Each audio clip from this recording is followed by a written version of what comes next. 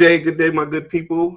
This is the Real Life Real Estate Investing Show where we talk about real life real estate situations, where we bring you real life real estate solutions. I'm your host, Glenn Glasper, affectionately known as Mr. Dollar Out of a Dime. And today I have a very, very, very special guest that's going to be joining me, that's going to be talking about some amazing information, especially for real estate agents, but for investors as well. And if you are a woman in real estate, you certainly want to stay tuned to this because there's going to be some information that women will be able to have shared as it relates to real estate investing. So stay tuned in. Our special guest will be here with us in just a moment. Our special guest is Miss Lorraine Beato, and she's going to be sharing some phenomenal information today. Our guest, Miss Lorraine Beato, is joining us here now. Miss Lorraine, how are you today? I am doing good now that I'm here. How are Now you? Listen, I got to tell the folks, I'm always excited to be able to have you on the show and to be able to have you share your wealth of knowledge and experience. It's almost as if people should be paying you to be on this show, but I am glad that you have. I'm glad you have the spirit that I have of giving and sharing knowledge with people. And just showing people a better way of doing what we do in the world of real estate investing. So I'm going to give you an opportunity to go ahead and introduce yourself and tell the folks a little bit more about yourself, and then we'll get right into it. Okay, no problem. Well, thanks for having me back. It's always a pleasure. Glenn and I go back quite a few years at this point. So I'm Lorraine Beato. I'm actually an associate broker, realtor here in Atlanta, as well as an author. I've written a book, a speaker, and a mentor to new agents and real estate agents that want to start investing in real estate. I started life off on the mortgage-backed securities trading floor for Merrill Lynch back in New York. And so I've been tied to real estate for a very long time. I've had my license for 34 years at this point. So a long time. And I've done all sorts of things. We've done fix and flip. We've done cash flow properties. And now we're looking into self-storage development. Wow. Now, that's something that I didn't know. Now, I knew you had years of experience in real estate, but you said you've had your license for 34 years? I got licensed May of 1988, where you had to bubble in the circles with the number 2 pencil. Wow. So we're not gonna tell the people your age, but you're probably 36. So you've had your license since you were 30, so you're 2 years older, right? Exactly. Phenomenal. That is amazing. So you mentioned something about Merrill Lynch, and I was reading some information that I had some old information. I'm like, wait a minute, I forgot all about the Merrill Lynch part. We should definitely talk a little bit more about that and how that relates to real estate. Okay. Yeah. So I started as an intern on the mortgage-backed securities trading floor. And then I worked for them full time when I graduated college, and, kind of did my real estate license just for, as my girlfriend had said, the shh and giggles. And, it was just something that I did. So I've always loved real estate. Reading The Art of the Deal is kind of what got me, going. I would read it on the train going into Manhattan because I lived in the suburbs. And so I was on the trading floor that traded mortgage-backed securities. So Fannie Mae, Ginnie Mae, Freddie Mac, they pool the mortgages. Your mortgage, my mortgage. They pool all of the mortgages and then they sell them as securities. So that was kind of my first, step into real estate, kind of on way on the other side, on the corporate side, but. Wow. And that, there's something to be said about that because, and just having some understanding of how mortgages and securities and things like that work, you have a intricate knowledge of how all of that affects how we purchase houses and things like that, even in today's market. I was having a conversation with somebody the other day, and we'll get into that, about how they believe, people have this idea of how real estate is going now. They said the market's crashing.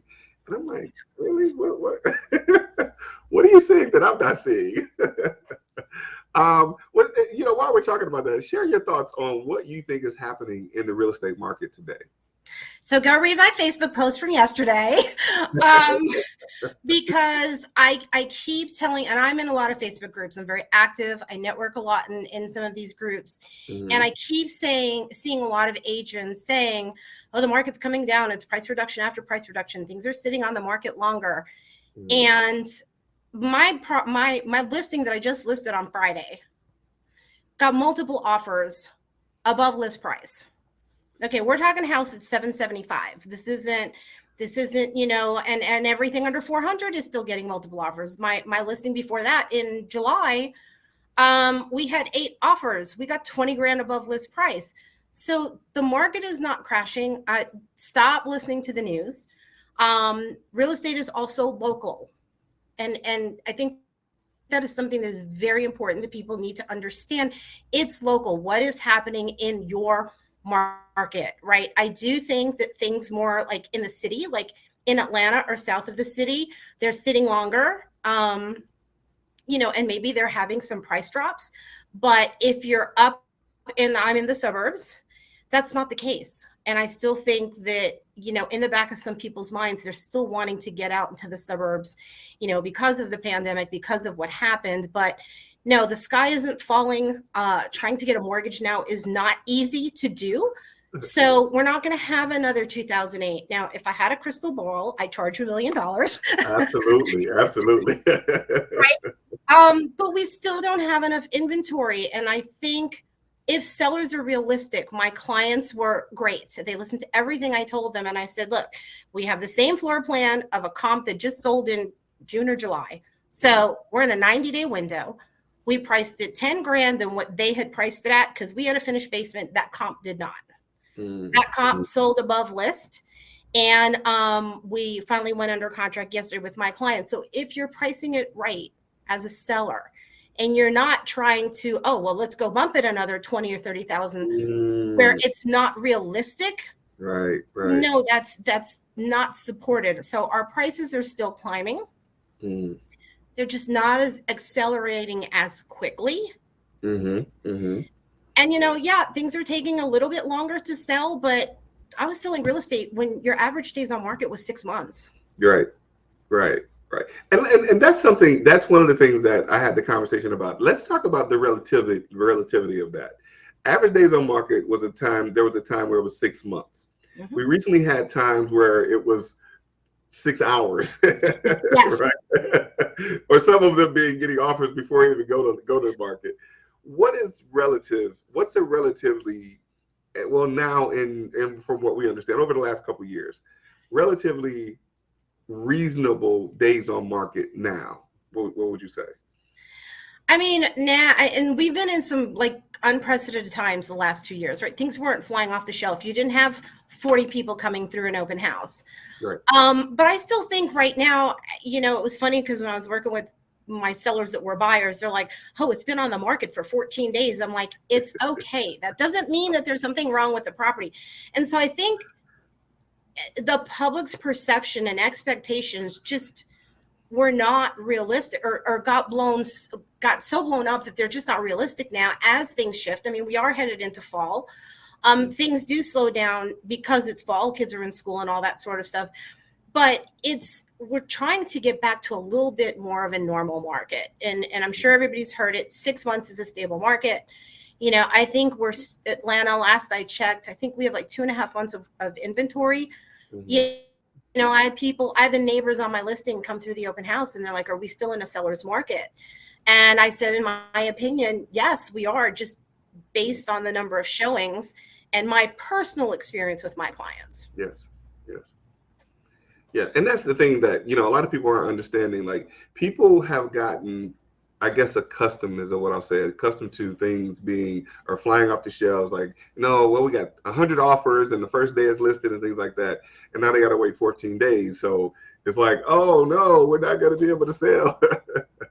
And I say that because understanding, like, you got not a new buyers come in over the last couple of years, Yes. As a result after the pandemic and all that. A lot of new buyers come in. They were able to come in at the lower interest rate. Now interest rates have increased some. Now people are saying, "Oh, the market, people are not going to buy houses because the interest rates are going up." What I akin that to is maybe they're not going to buy the $600,000 house, Right. but those people that wanted to buy a house still want to buy a house. So maybe they have to go to the $500,000 house. What are your thoughts on that? Yeah, I mean, people just they need to adjust their expectations Mm-hmm. and they need to be realistic. Did it take a lot of people, did the hike in interest rates take a lot of people out of the market? Yes, it did, right? Because they pretty much doubled. Right, right. However, interest rates were not going to be sustainable at the 3%. We've never seen interest rates at 3%. Absolutely, absolutely. And call me old fashioned, but I am very much of the belief that if you don't have enough money to put some sort of a down payment on a property, you shouldn't be buying a house. Because Mm-hmm. if something happens, if something goes wrong, do you have the funds to then go take care of a repair? Can you go fix the AC unit if it went out, right? Right, right. And when I bought my first house, when Rui and I bought our first house, I had just turned 25. So I joked that it was my 25th birthday gift. Our interest rate was 8.5%. Wow. Back in New York, we bought a house for 220 and we put 20% down. Like Wow. when I tell you that was all of my savings for my whole life. Wow. And then we had some because Rui had a co-op that he had sold. I Mm-hmm. mean, we put down at 20%. 20% of is pretty much unheard of, Right, right. Mm-hmm. nowadays. And so I think it's just setting realistic expectations. I am a huge proponent of home ownership. I hate what the hedge funds have done to a lot of the major metro cities, Mm-hmm. Atlanta included. And it's a shame, but when you've got a seller looking at a cash offer, somebody who's putting 3% down, I mean, it's just not going to win, unfortunately. So I think it's very important to set up those expectations, especially if you're a realtor or real estate agent and you're working with a buyer. It's have that consultation and make them understand up front, this is what we're looking at. And okay, maybe we've had to adjust your price from 400 to 300. People who really want to buy a house will still find a way to buy a house. Mm, definitely, definitely. And I want to give now this is something I want to make sure I don't miss because you shared some great information already. And I want to give the folks a little bit more of an understanding of what you've accomplished and the things that you have going on. So we talked about, a little bit of your background, but you wrote a book called Flip the Switch. Mm-hmm. And I understand one of your passions is to show real estate agents how to become investors. Tell us about Flip the Switch and what is Flip the Switch? What does that mean? So before the pandemic, I was having, it was one conversation in particular that I'd had with a colleague of mine. And, we were on the phone talking. I won't forget, it was July of 2019. And, she's been an agent for a very long time. And we were just talking. She said, Lorraine, I'm really tired. I've been showing buyers for, the last 3-4 months, remember, pre-pandemic, different market. And she said, and I'm tired and my back hurts because she has back issues.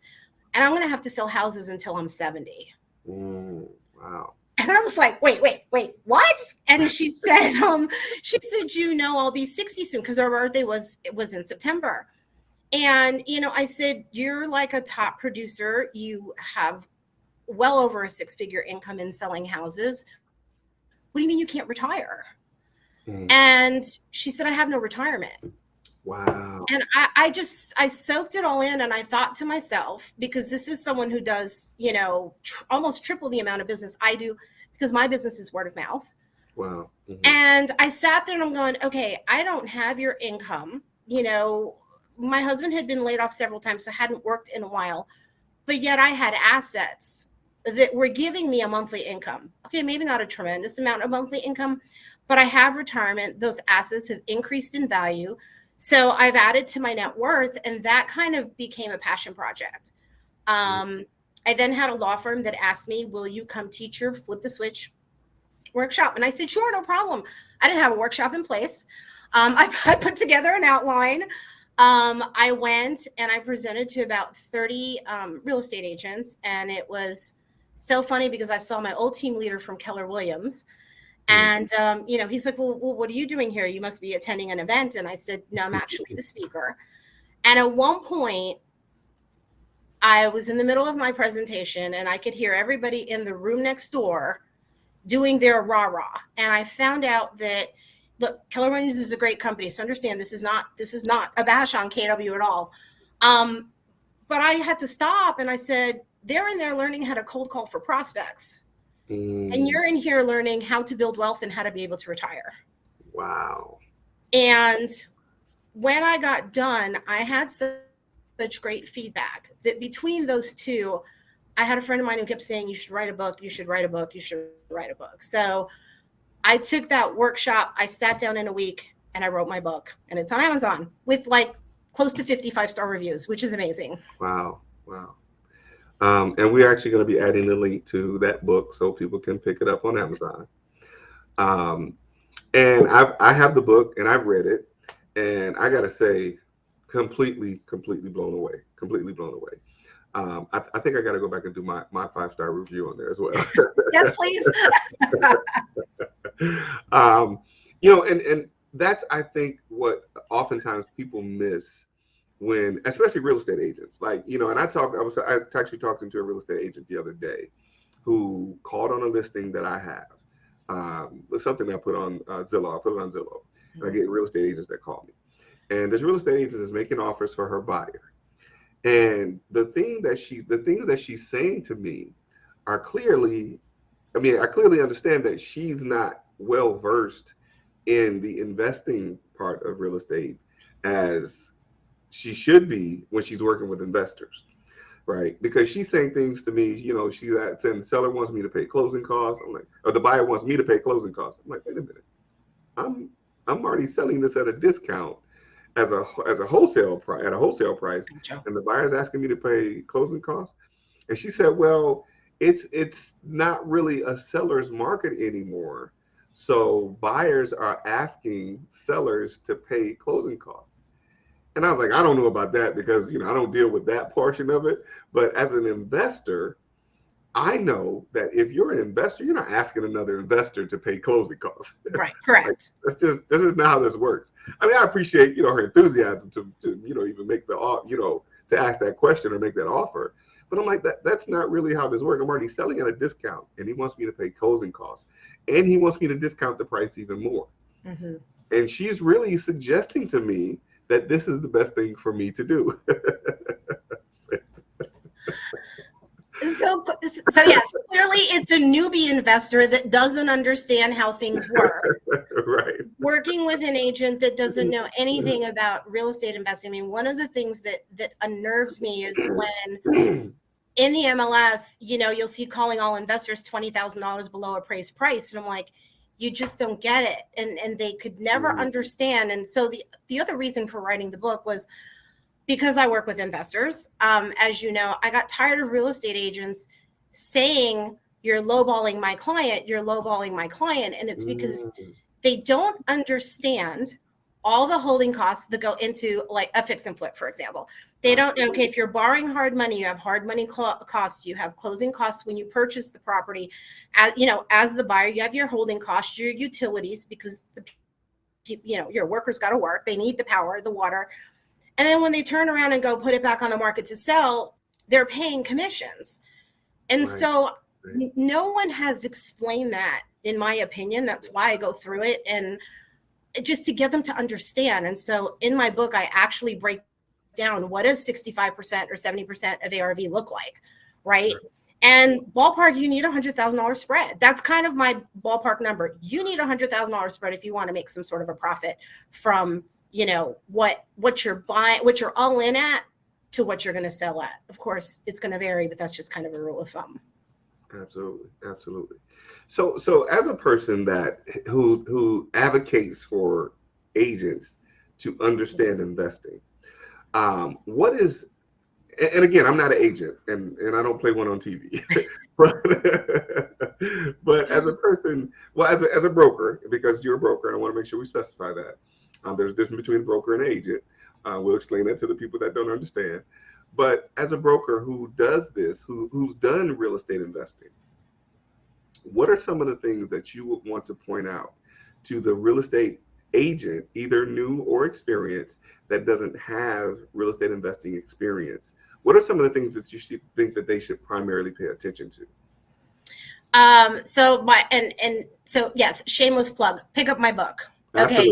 Absolutely. Absolutely. Because I go and I just updated it. So my new book, I'm tweaking. I need a new cover. Should be coming out hopefully the end of October.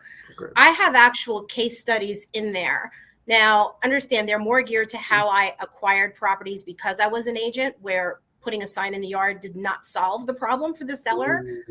Wow. But I think it's important to, understand the investor's mindset, right? And I cover all of this in my book. That's why I just got tired of posting it in forums. I'm like, look, just go pick up my book for $13, okay? Yes, I mean, Um, right? It's getting them to understand, and I think it's important that they get with an investor, and instead of trying to shove properties down an investor's throat, because there's people that they're like, well, what about this? What about that? hmm Go learn what is the investor's criteria. Go talk to some investors. Look, they're all over the place. hmm Okay, go to a RIA. That's a good place to start. Or, go to some of these other masterminds that are out there and really get to know. What transitioned me into investing was we had attended one of the big TV guru boot camps hmm back in 2013. I had been an agent for a long time. And once I got in that room, and I had already been buying at the steps with a friend of mine. We were buying at the auction in Gwinnett at the courthouse steps. Once I got in there and got surrounded by seasoned investors, new investors, but just really got entrenched with that, and then started working with investors here in Atlanta. My niche was out-of-state investors.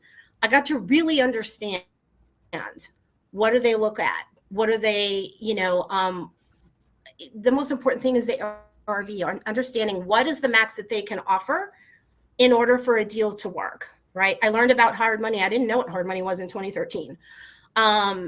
And just get out there, get involved, learn as much as you can. It's not HGTV. Okay. It kills me when you see some of these things that they're like, oh, the profit was $90,000. Where's your commissions? Where's your holding costs? Where's all of that? That's not taken into account. Okay.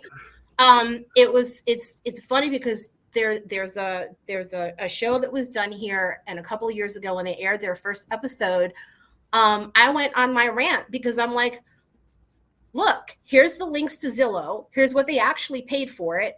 And yes, it went under contract. Oh, by the way, it never sold. And it was withdrawn 4 days before the show aired. Wow. And they didn't include 14 months worth of holding costs with hard money in that number. Wow. So, my goal is to make people realize, look, this is reality TV, and reality, like real life real estate investing. Exactly. Different animal. Can you make money? Absolutely. Can you buy houses with no money down? 100%. I bought 2 cash flow properties during the pandemic with no money out of my pocket. 0. And it's an education process. I think that's number one. Wow. So it's absolutely, I'm blown away, right? Because I think about, and that's how, and I'll be honest, that's how real life real estate investing was born. Seeing all of these TV shows, and people get their ideas because it's on TV. Like, it's reality TV, but is it reality? And they get their ideas a lot of times when they look at these shows and they see the numbers, and people get excited, like, yeah, I can make all this money in real estate, which you can. But as you mentioned, there's a lot of the different things that go missing in the information that's presented. You said they don't have the holding costs. They don't have the agent's fees. They don't have the utility costs, like all of the things that are associated with purchasing these properties and fixing them up and selling them. There are several different factors, I believe, that go missing. And the people see, I can make $50,000. And also a thing that's missing is the Uncle Sam tax. You took the words right out of my mouth. Right. So automatically that 50,000 turns into 25,000. Right. And then you have to look at the time aspect of it. If you work 6 months for $25,000, have you really done enough due diligence to make sure that the deal that you're doing is going to make you enough money for it to make sense? Because if you make $25,000 in 6 months, then you probably should get a job at someplace else. Um, Go ahead. I'm sorry. No, I was gonna say, and that's not bad, right? For some people, two deals, if they can do two deals on the side and add to their income, that's not a bad payday at the end of the day either. Right. Right. Mhm, mhm. And it all and again, like it all depends on what's being put into it and the time aspect of it. Right. The overall picture is what people should really be paying attention to. Real estate is going to always be lucrative, in my opinion. I believe it's definitely a lucrative business. However, you have to weigh what's being put into it and what you're getting out of it for it to make sense, right? And as you mentioned, it's the education aspect of it. Which leads me to my next question. We talked about flip the switch. We talked about you having a passion for helping real estate agents to learn investing. I want to come back a little bit after, in a little bit to talk about an actual deal that you've done and kind of break it down a little bit so people can understand how that process works. Mhm. But tell me about Wired. Wired is something, I got to say, I saw the information. I got excited, and I'm not even a woman. But It's okay. We're not exclusive. tell me about Wired and what that is. Yeah, so back in September of 2019, before the pandemic, I had founded the East Coast of another women's investing chapter here in Atlanta that was going really, really well. Pandemic hit, everything shut down. They went virtual. They run all their stuff on Pacific time or Eastern. Times weren't working. My ladies weren't hopping on. And then, about a year and a half ago, we decided, look, you don't need chapter leaders. Chapter leaders were basically dissolved. Mhm. In the last couple of months, over the summer, I've had a couple of women from that group who had friends that have invested here in Atlanta. Here's the other thing: don't do your first deal out of state, especially clear across the country. That got into trouble. And so they reached out to me and they're like, okay, can you help so and so? And I said, look, I'll do what I can. And then they said, okay, well, then they're going to join. Ren was the name of the group. And I said, well, it's not defunct, but there is no Atlanta chapter anymore. Mm-hmm. So about a month ago at this point, I was thinking, maybe I should pick this up. Maybe I should start my own group. And I wanted something, I was trying to find a name that nobody else had, right? And it just came through. Like I started with Wire, and then literally it was like 3:00 in the morning, and I woke up and I'm like, Wired, women investing in real estate dominate, right? Because I started women in real estate, and I'm like, that kind of gives a connotation that it's just for realtors or real estate agents. Mm-hmm. And so I came up with the name. I got on Fiverr. I had an image of a logo. They did my logo. I put it on Meetup. Within like an hour, I had 25 women that had signed up I just put it on Meetup. I created the group. Mm. Wow. And we had our first meeting last week. We had about 37 people RSVP. We had about 15 that showed up. And it was amazing. It was amazing. That is my other passion.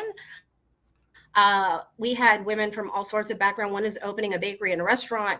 Another one is a cosmetologist, and she said something very interesting. I got to get out from behind that chair in the next 10 years. Wow. Right. So it's not just, and then of course, we had some realtors, we had a loan officer, we had someone who does syndication, we had someone who does luxury Airbnbs. And I didn't know, I knew two of the women that showed up because they were in my former brokerage with me. Mm. But I didn't know any of these women. And then the feedback I got, they're like, this is great. I did an intake form. One woman was signing in and she said, please tell me you're not going to sell me anything. And I said, excuse me? She said, just please tell me I didn't drive over here and you're going to sell me something. And I said, I don't follow. And she said, I attended an event about a week ago. I drove an hour, went to the event, a women's event. It was good. Then at the end, I got, basically gobsmacked with, oh, come spend $5,000. Mm. And so I said, no, I'm not going to sell you anything. I said, maybe a membership in the future. I said, but this is a group for women, and it's not just women. Men are welcome, unlike the other group where it had to be all females. Where we can come and collaborate and support each other. And one of the lady that said, please don't sell me something, got up, we went around the table, we introduced ourselves, kind of what we do. Should be a licensed GC in December. Mm. Wow. She got up and literally did the happy dance and said, I have found my tribe. Wow. Because I am Wow. having a really hard time talking to subcontractors because I'm a woman. Mm. And so we just encounter these other challenges that men don't necessarily encounter. Mm. So yeah, so we've got our next meeting coming up in October. I've got a hard money lender coming in to talk about funding. And then really excited for November, I have a tax attorney and CPA that is really, really well known. I followed him for a couple of years to teach on, why you should set up your LLC. What are the benefits? How many LLCs should you have? What are your tax implications? He's amazing. I've been following him for a couple of years. So he confirmed yesterday that he will come speak to us remotely for November. Wow. Wow. Okay. Okay. So you said remotely. So is it going to be an in-person event or is it a virtual event? So we meet in person, Mm. but for November, I'm going to do it virtually. Advana IRA has been kind enough to say that I could use their space. So for that particular one, we're going to meet in a conference space because that's more central. My office isn't coming. It's not really conducive to most people. And yeah, so I'm going to bring him in remotely, and it's, whoever wants to come, it's open to anybody. Okay. Okay. Very good. Very good. We have Miss Vanita says that sounds great. All right. So Miss Vanita, make sure you'll be connecting with Lorraine and attending that event. So you said now you mentioned education, and you mentioned the person that said, "Don't sell me anything." Okay, I get it. But there was something else that I wanted to talk about because you're looking at putting together a mastermind. Mm-hmm. Is that right? Can That's you tell correct. us a little bit more about that and what are all the things that are involved in that? So I have one of the things that I did almost a year ago was in December was there was this high level mastermind that I had wanted to attend. It's by an investor, and I wanted to go in 2020, couldn't do it. And I'm gonna be honest, I've always been against spending a lot of money on attending a mastermind. 100%. I'm like, you don't need to go spend that kind of money to go to an event to go learn this information. Mhm. And what I did in that year from when I wanted to go was I started tracking the people that had attended this guy's mastermind. Mm. And I saw what they were doing. And so finally I went last December. Rui and I went last December to Destin. And we went to Chris Root's mastermind. He's a mobile home guy. And I met people I would have never met had I not have paid to be in the room. Mm. Wow. Okay.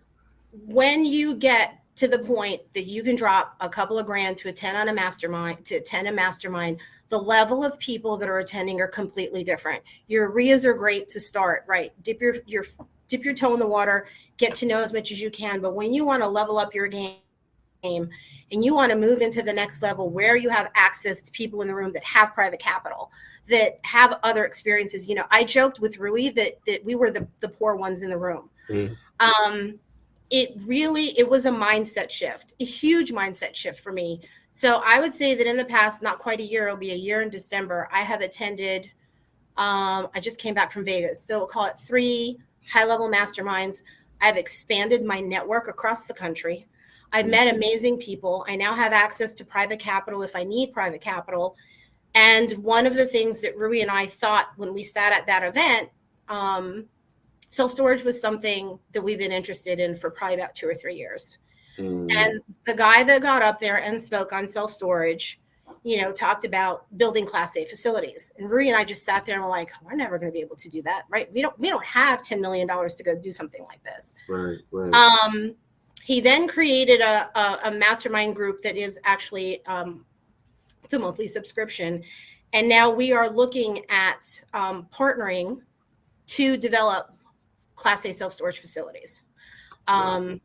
Been in this since probably about February, but that is now my retirement plan. That has totally changed the game for me, for us. We haven't done a fix and flip in 2.5, almost 3 years, Right. because it's just so hard. And I have some great wholesaler friends, but the deals don't make any sense. You have supply chain issues, you have contractor issues, and the piece of the pie is getting smaller and smaller. Mhm. And self-storage is pretty much recession proof. It has been on an upward trend for the last 40 years. And it's an asset class not very many people are in. Everybody went from fix and flip to cash flow to multifamily. And, multifamily scares me. Mm, I did just do Bratz's course last week, but like I said, self storage is something I've always had an interest in. So that's kind of what we're looking at. And yeah, my network has just grown tremendously. And I've mentioned it, and they're all guys. I do have someone else that I know, but they happen to all be guys. That's the other thing. mm, But they've agreed to come speak for me. They said, if you put on an event in Atlanta, we will come to Atlanta and present on your behalf. So it's something I'm planning for March or April of next year. It won't be cheap, but you need to understand these guys are charging people 25 grand a year, to coach them one on one, 40 grand a year to coach them one on one. So, it's something I'm planning. I hope it takes off, that it will go well. It will be a limited number of people. That's kind of their model. I'm modeling after what they're doing. mm, And what I love is, it's a small, intimate group, 20, 30 people. We meet it at an Airbnb or a house or whatever, where we're all together. You're there with the speakers. You have lunch with the speakers. It's not like they've gone behind some curtain and you can't talk to them anymore. mm. And you really create that synergy and that network. True stuff. True stuff. Now, I want to make sure we emphasize the importance of masterminds. Like anybody that's ever read the book, if you haven't, please read it. The book Think and Grow Rich, where Napoleon Hill talks about the importance of masterminds. Now, I'll be honest, I've been masterminding with people for quite some time. But when you talk about the things that you're talking about, as far as, and there are levels to this. We talk Yeah. about a high level mastermind, right? Like we can hang out at a RIA, like you said, that's maybe $100, a couple $100. And you're going to have a lot of the people in the room that are trying to figure things out, right? And that's okay. But when you're looking at leveling up your business and doing something on a completely different level, you want to be in the room with people that are doing things that you want to do. Mhm. The majority of them that are doing things that you want to do.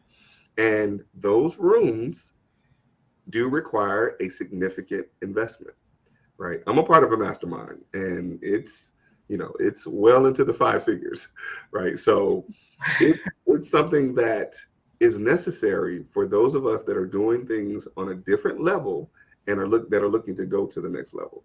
So so for Wired, it may not be an investment, but for the mastermind that you're going to create, there will be an investment. Let's make sure that's understood. Oh, and Brandon Burke, we want to make sure we address Brandon Burke's question. Brandon Burke asked if men are welcome to Wired. I believe that's what he's asking about. Men being welcome to Wired. Yes, men are welcome to Wired. Okay, okay. And the mastermind, of course, I'm sure that'll be universal of sorts. And so the whole mastermind thing, I want to make sure we talk about that just a little bit. That is very important. Like if you're a beginner, some sort of mastermind you still want to look at, Yeah. right? But if you're even involved and you're investing, you're doing something, you will definitely want to be a part of a mastermind that will take you to another level. So sign me up for the mastermind, Lorraine. I'll certainly be a part of that as well.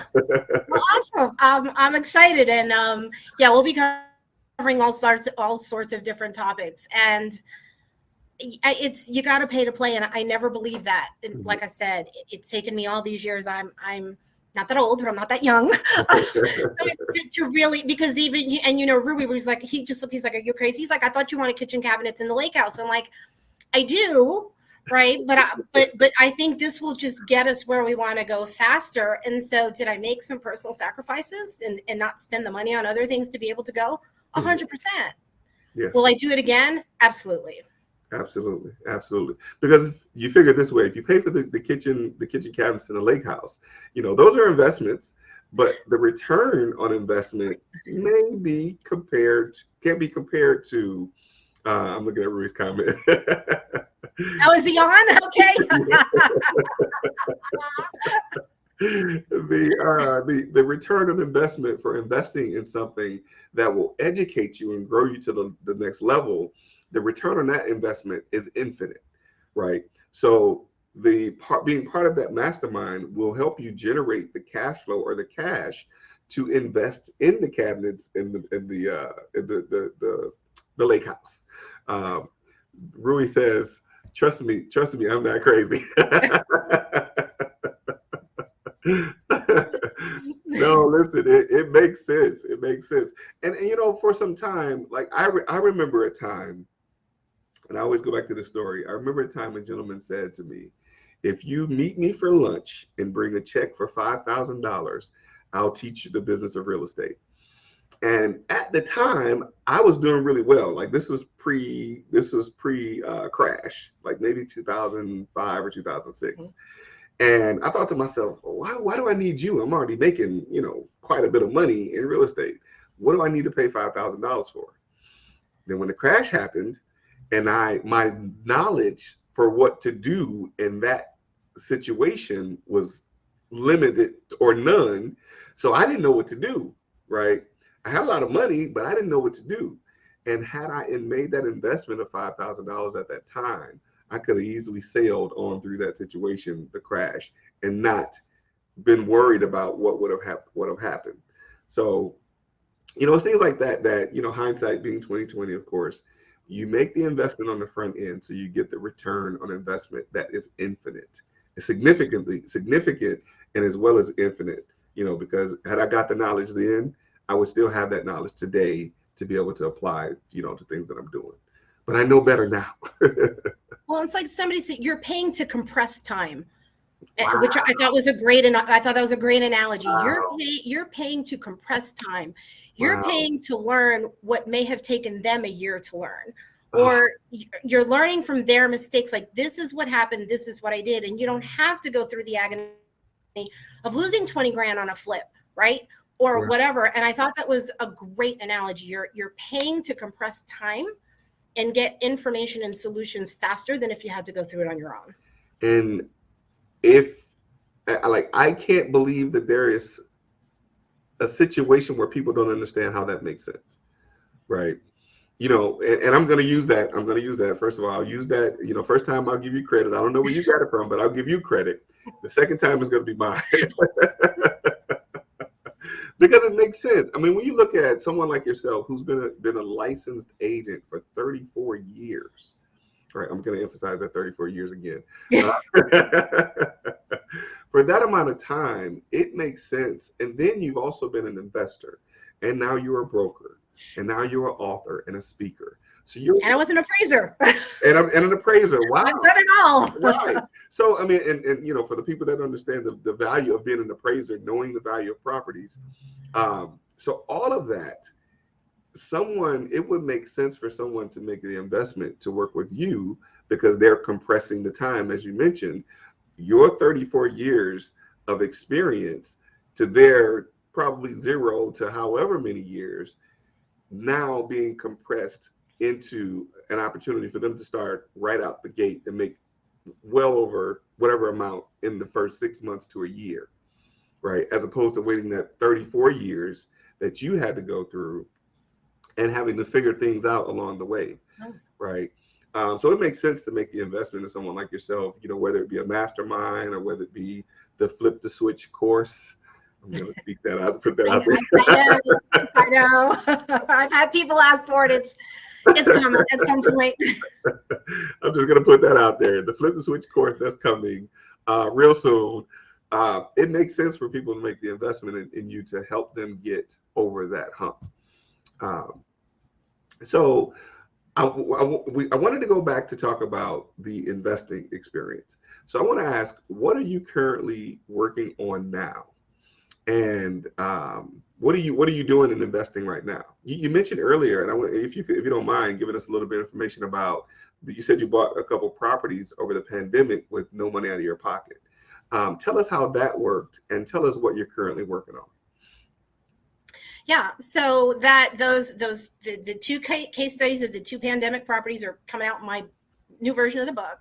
Mm-hmm. And this is why it's so important for real estate agents to stop thinking about just putting a sign in the yard for a seller and just thinking inside that box. Mm-hmm. I had someone that I met at a party probably, I don't know, 5-6 years ago at this point. It's been several years. Like, I forget the pandemic in the middle is 2 years. And she had come to me with two properties that she wanted to sell.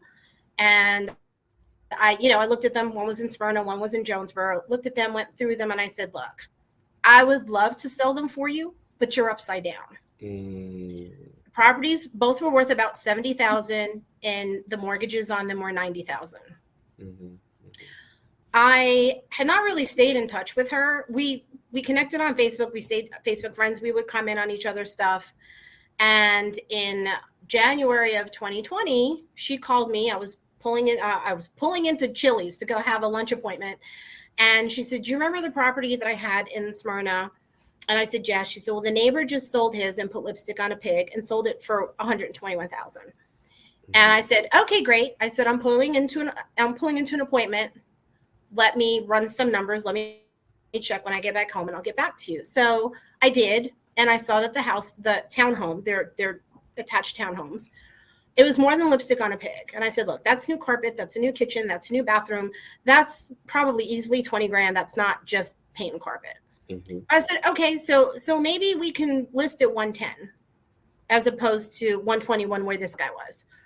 And she had heard me talk about subject to, and she said, I want to do that thing that you mentioned before. Mm-hmm. Because I had told her, I said, "Well, maybe Marie and I will consider buying it." So I made an appointment, went out to the house, to the townhome, walked through it. She asked me, what did I think? And I said, "Well, it needs some work. It was original appliances, original cabinets from the 70s. And, Rui's in the crawl space, checking everything out for me." Right. So I'm coming down the steps. I'll never forget, I'm coming down the steps, and she said, "Well, what were you thinking?" And I said, "I don't know. Let me see what Marie has to say." But in my head, I had a number of giving her $3,500. That was my number in my head. Mm. And she just kind of looked at me and she's like, "What are you thinking?" And I said, "Well, why? What are you thinking?" And she's like, "No, I want to pay you to take over the townhouse." And I just looked at her and I said, "What's going on?" Right? I said, I went over some things that I knew about her, son, grandchild, how old he was, all that stuff. And she just looked at me and she said, how do you remember all of that with everything that you have going on?" And I think I'm a pretty good listener. Like, I really listen to people. I think that's one of my strengths. Wow. And so we went outside and, she told me what she wanted to pay me to take it over. And I said, "I can't do that." And she said, "Why not? After everything you've helped me with." And in my head, I'm going, I really haven't done all that much, except tell you 4 years ago, you have a cash flowing property. You don't have a problem tenant. Keep it. Right. So we did. So we agreed on half of what she offered and she paid the closing costs. So I got a cash flowing property with a long-term tenant Friday the 13th, March, right before the pandemic, like the world shuts down. And I'm going, Wow. "Oh God, I hope we made the right decision." Still have that property. Tenant always paid the rent. We upped the rent on her. Value of the property has doubled. Wow. Wow. And we're about to, our tenant finally is going to move out. We're going to renovate it and then up the rent even more.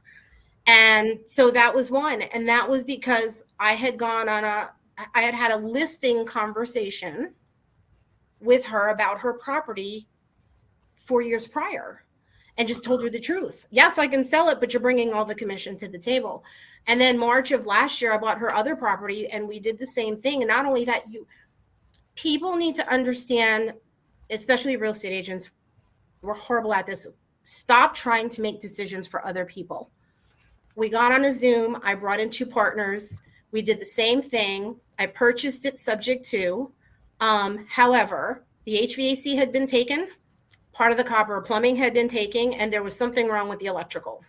Wow. She put in a brand new HVAC system. She replaced the missing plumbing and fixed the electrical. Not only that, offered to make 6 months worth of mortgage payments while I rehab the property.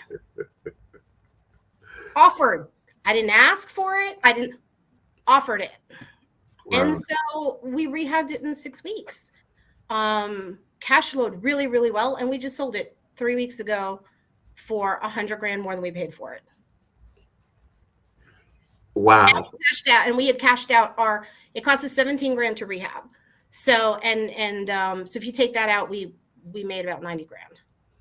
Wow. Wow. And I want to make sure people get this.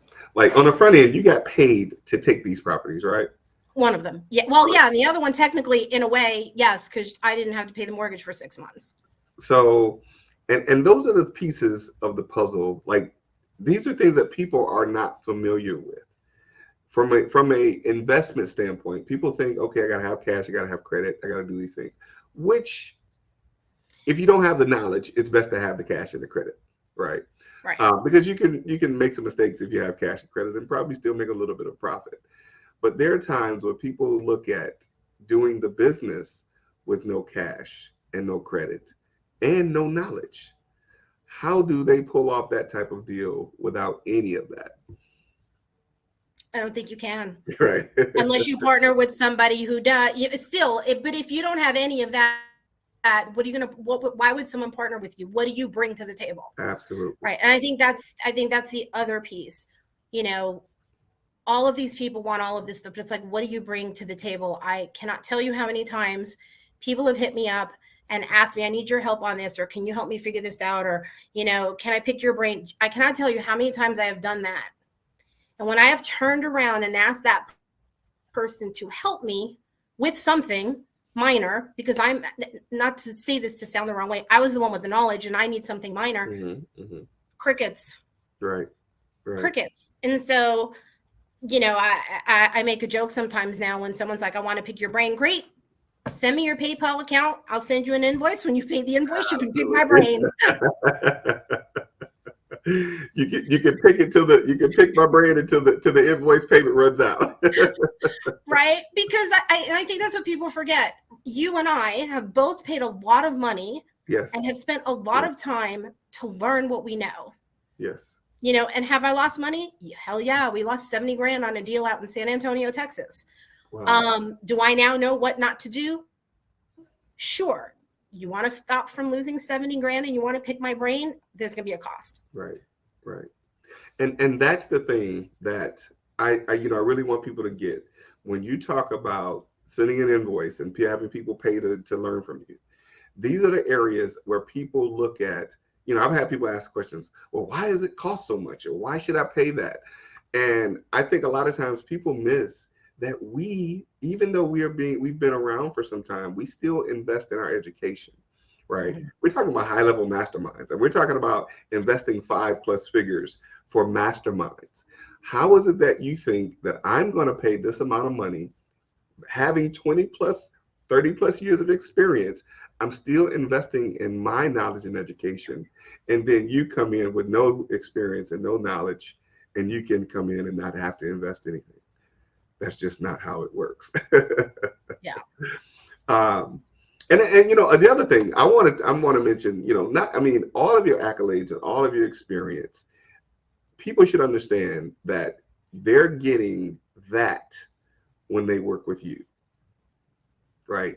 The Flip the Switch book, yeah, you can go ahead and get that for $13.99. You can pick that book backwards and forward all you want, right? I believe the book should be $97.99 at least. Let me go to Amazon and up the price. Okay, you heard it from Glenn, so go blame Glenn. I believe the price should be increased. But I think oftentimes people miss, and this is something I always hit, always beat this horse to death. People miss cost versus value, Yeah. right? They look at, okay, the book is $13.99, right? But some people will buy that book and it'll sit on the shelf, right? Because they only paid $13.99 for it. There's no real sacrifice there, right? But when you pay $5,000 or you pay $10,000, the hope is, because I've seen people pay that and not really do anything there either. But the hope is when you invest that type of money, you would look to get more out of it in terms of value rather than looking at the cost of it, right? Because you and I know what we know, and that comes from years of experience. And to compress time, it's mine now, by the way. And to compress time for someone else, to give them the type of knowledge and experience that we have in a shorter amount of time, I personally believe that's invaluable, right? Yeah. So to even for me, I know it will be a challenge for you as well to try and figure out the cost that we should associate with the value of what someone is going to get from us. I believe it's a challenge, right? Because some people would say 5,000 is too much. But I say if you invest 5,000, you learn how to make 500,000. Is it really too much? You know. And exactly, watch your words. And so I've been very cognizant about that investment. And so I have changed my vocabulary. I don't ask people how much things cost anymore. Absolutely. I ask them, what is the investment? Because at the end of the day, Absolutely. it's an investment in me Yes. and my knowledge and how to get to my goals that I have. And so it's a mindset thing. So when I tell you Yes. my mindset has changed, trust me, 100%. Yes. Yes. You're absolutely right. And those are the things that I often say that I always ask what the investment is, and then, but some people, they're not where we are yet. So Right. Of course. they're still looking at cost, and we have to help them understand value. Right. And here's another thing. And we're going to increase your value a whole lot more. Right. I think the price, they say yesterday's price is not today's price. Your price is about to go up even more. Inflation. Right. So that's the thing. Like, people will say, okay, gas used to be $1.50. Now it's $3 or $4. People will still pay for gas because of the value that they get from it. Right. So what is the investment? Well, let me not ask for a number, but I want to look at what you're doing now also in terms of investment, because we were going to get there, because you're doing some stuff even internationally, right? So you're doing stuff in Portugal. Mm-hmm. Tell us about that.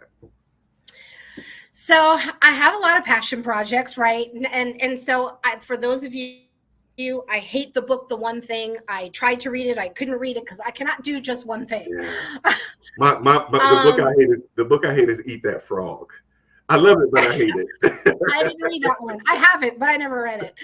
And so a couple of years ago, I don't know if you recall, it's been, 5 years at this point in time. I renovated my grandparents' house in Portugal. Mm. And at that point in time, the 10 years of probate, lots of red tape. So understand this wasn't easy, but we got it done. And the attorney at that point in time said to me, oh my gosh, look at what you did. Why don't you do this for other immigrant children? I am first generation American. So there are a lot of us here in the States and abroad that have inherited properties because, back then you had, grandma's house and then, everybody just stayed in the same house, mm-hmm. right? Pretty much. Houses stayed in families for generations. Rhea and I still own land that belonged to his grandfather. Wow. And so it's just stuff that just gets passed down and passed down and passed down because, right, how much land you had, that was your wealth or that was your family's legacy. And in essence, I took a property that was falling apart. I had never been in the downstairs. It's a two-family villa. And after I went through probate, it was falling apart. It was worth about $250, we'll just call it dollars, about $250,000. And we renovated it. And I remember my mom telling me about the downstairs. I'd never been in the downstairs apartment or suite, whatever. And we're trying to renovate. I'm like, Mom, I never saw it. Like, I played in the front yard as a child, but I'd never been inside because it was the same tenant for 60 years. Wow. Okay. They're not landlord friendly. So based on pictures, I'm sending my cousin, paint samples in the mail. I'm going, okay, I want the bathroom this color. I want the bedrooms this color. I'm going on Google Portugal to find tile for the bathroom floor and the kitchen and all that. Did everything remotely. So when we finally went 5 years ago, can't believe it's been that long, the attorney said to me, look at what you did, because the property is now worth ballpark 600,000 euros. So it's worth 250. We put in about 50 grand and double the value. And Portugal has been on fire. Lots of people moving to Portugal right now. And I started thinking, I think that's a great idea. I don't know how to go about it. I don't have a team in place. I don't know what that looks like. Other than you, I have no contacts. I moved over to EXP a year and a half ago. Wasn't looking to move, had no intention on moving, had people try to recruit me for years, and I always said no. And then someone I highly respect, talked to me, showed me kind of all of the benefits and what I could do and how I could grow. And I said to him, okay, Mike, my key is I want to go international. And I saw that EXP had just launched in Portugal last year. Mm-hmm. So I started posting it on Facebook here and there. Hey, if you've got land in Portugal or you have property in Portugal, you don't know what to do with it, let me know. And a childhood friend reached out and said, hey, Lorraine, I see that you're doing work in Portugal. Can you help us? Same scenario. Has inherited properties that were her dad's, and they now need to liquidate, and they're not sure how to liquidate because they need the money for mom's care back here in the States. And so now I have the whole team in place. I got connected with the head of EXP Portugal, so I've got like the head honcho that I'm working with. We have the attorneys in place, we have the CPAs in place. So I now have my team in place, and I'm hoping to close that property here by the end of the month. So that's something. At the end of the day, I love helping people. That's just what I do. And so, yeah, that'll be my first one. And I've talked to the head of EXP. We've talked about, as he put it, doing a road show in the United States and maybe going to the cities that have larger concentrations of Portuguese population, like New York, New Jersey. There's a big community in Florida. And he's like, look, we'll come in and we'll hit 3 cities and let's see who else we can't help. Wow. Wow. So that's the next thing I wanted to ask about. What is EXP? Like people are saying, people are probably going to ask, now you've been able to go to Portugal and you're going to do some international stuff. What is EXP, and how is being a part of EXP making that possible for you? So EXP is a brokerage, right? It's like your Keller Williams. I've been at Keller Williams for 9.5 years. I was at Palmer House for just over 9 years before transitioning. Your Harry Norman, your Remax. It's a brokerage firm. The difference between EXP is that it's completely cloud-based. So there are no physical. I have my own office space, but everything is cloud-based. So they don't have any brick and mortars. And for me, I spent 8 weeks doing my due diligence on EXP. For me, the ability to do business internationally, which when I met with Kevin Palmer, I told him, and I had always said, I will never leave. It's an amazing company. I loved it, except to go do business internationally. And because everything is cloud-based, it is so easy for me to access everyone. I have a referral out to somebody who wants to buy a second home in Colombia. I have a referral out to Puerto Rico for someone else looking for a second home. And so the ability there really are no borders. And for me, it was mind-blowing. And yeah, I actually have a team in Brazil. I have a team of 2 people in Brazil. When I joined EXP, I reached back out to, his name was Maverick, because that was my caveat. I will switch brokerages. I will stop paying a flat fee and go pay 20%, because the opportunities are tremendous. And I brought on a team in Brazil just as EXP in Brazil launched. So I'm also connected to the head of EXP Brazil. And just that ability to go into the world, right? Everything's virtual. I have something called the world, to just be able to go in there and connect with people from across the country or different countries. The ability to be able to do commercial and be part of their commercial group, it's just very seamless. And it's not for everybody, but it's been great for me. Great stuff. Great stuff. So you have the ability to be able to expand your little corner of the world all across the world by being a part of this brokerage. Amazing stuff. And that's where your value has just doubled again. Amazing stuff. So let's recap just a little, right? Broker, author, speaker. We put the link in the comments for Flip the Switch, so make sure you go pick that book up. Today it's $13.99. I think the price is going to go up tomorrow. It's $12.99, so I'll up it tomorrow. So you got 24 hours to get it for the discount price of $12.99 or $13.99 today. So the price is going to go up tomorrow for you understanding how valuable she is and what she has to offer.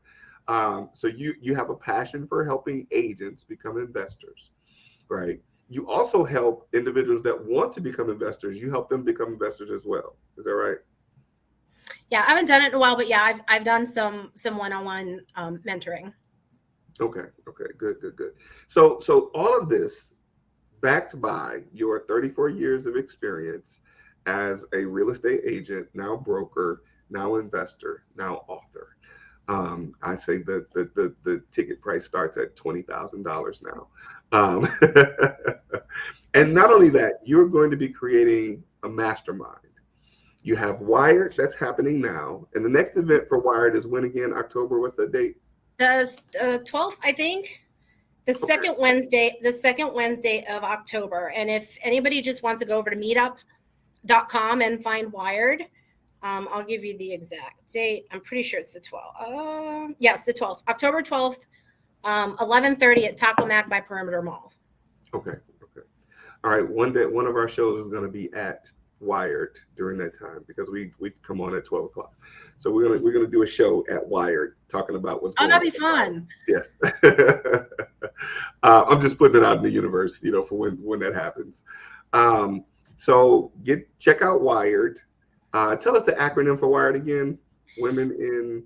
So, women investing in real estate dominate. Got it. Got it. Great stuff. Great stuff. And men are invited to come to Wired as well. Yes. So check out that event coming up October 12th. And now it's on Meetup. Is there some other way they can register outside of Meetup or no? So right now I'm doing everything on Meetup because I'm trying to get to the point to hire a VA because I do everything myself. Okay. Meetup is the easiest for right now. There's no cost to join on Meetup. You just go be a part of the group because I send all the communication through there. There is no, I didn't want to prevent people from joining the group. So there is no, you must input your email address. And so the only way for me to communicate with everybody in the group right now, that may change in the future, is through Meetup because I can just email all of the members. Okay. So that's the best place to go for right now. Okay. Okay. All right. So go over to Meetup, look up Wired, get connected, RSVP for you all coming out to the event on the 12th. And also, we mentioned picking up the book. The mastermind will be coming soon. So for those of you that don't want to make the investment in yourself, this might not be for you. But I'll let you tell the folks, is there anything that you want to share with the audience before we jump off? And I think we've covered everything, or we've covered a good. The only thing I will say is the book is short. Okay, so don't freak out. It's like 80 some odd pages. So it's a quick read. You can pick it up and read it in an afternoon. And truly, I tell you how I bought my lake house. I tell you how I got one of the rentals. I tell you if you've got kids going to college, how you should think about maybe not paying room and board and what that looks like. So I have my actual personal case studies are in there, which they're very easy to read. That's been a lot of the feedback. Majority of my reviews, I have no idea who these people are. And just everybody said it's really easy to read. Which I think was important. And I'm really happy about that because I want to make sure people understand this is really not that hard. Great stuff. Great stuff.